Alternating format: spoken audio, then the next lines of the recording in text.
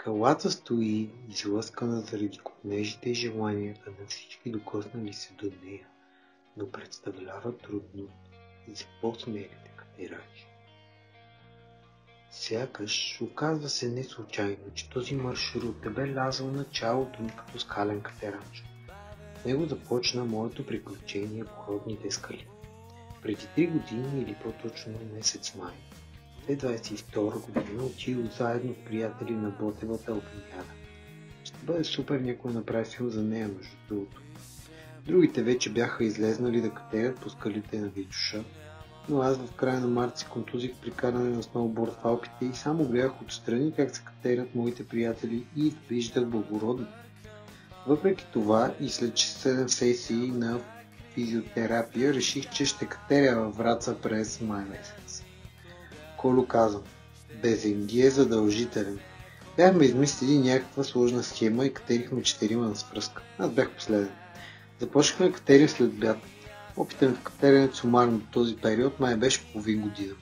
Едва качих първо въже и тъй като бяхме 4, решихме да направим рапел, че ще стане късно.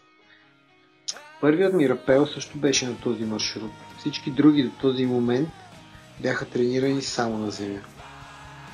Казах си, че ще се върна един ден и ще направя линията и то свободно. 2023 пак стигнах до Алпинядата, но този път Силиан в свръзка. С него се сработвахме в този момент и решихме да катерим по-къси въжета. Не стигнахме до Безенги.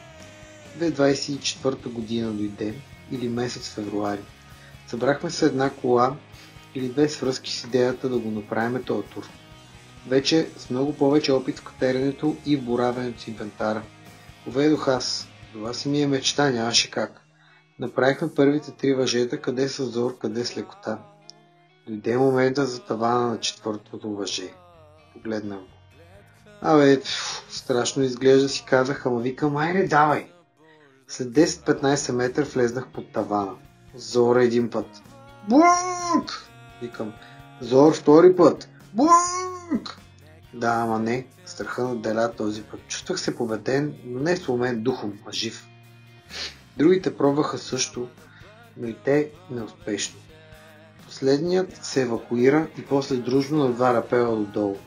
Мисията ме девнеше. Оставих си гидовника на врата до леглото и си припомнях често какво искам. Междувременно набелязах и нещо друго. Харесах си работа космонавти. Един ден. Дойде тази 2025 година. Казах на Илян един ден. Хайде, време е. Имаме проект за затваряне. Съмнувал съм, че ще стане. Надъхан съм до няма и къде. Виждам го тавана и бам! Удариха ме всички спомени от преди 1 година. Илян е втори след мен, докато съм на 3-та площадка и го събирам, седя и гледам само този таван. Хем толкова близо, хем толкова далече. Събрахме се и се надъхахме. И бам, едно движение. Второ, трето. Получаваха се нещата, изведнъж гледам коляното ми до болта. Слагам примка въже. Викам. Ликувам. От тук е лесното. Добре бе! Качихме и другите 2 въжета, за да знаем, че сме направили всичко буквално. Хубаво катерене, по винкели и цепки. Красиво. Нищо, че го изкатерихме на лепени болтове.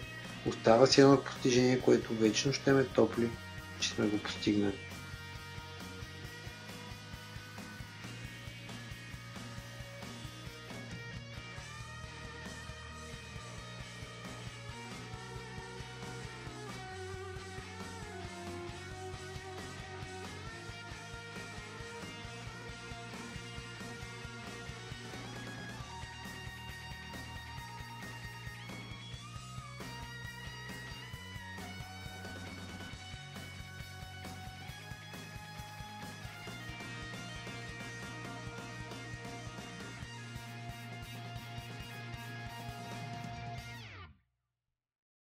Съм осигурен тук.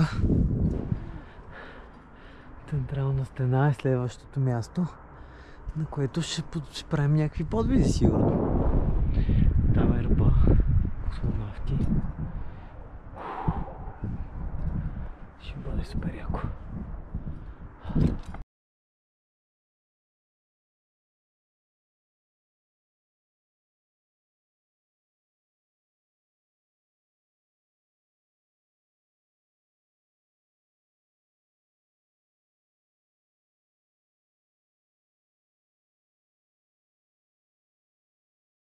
Бъдете здрави и успешно катерене!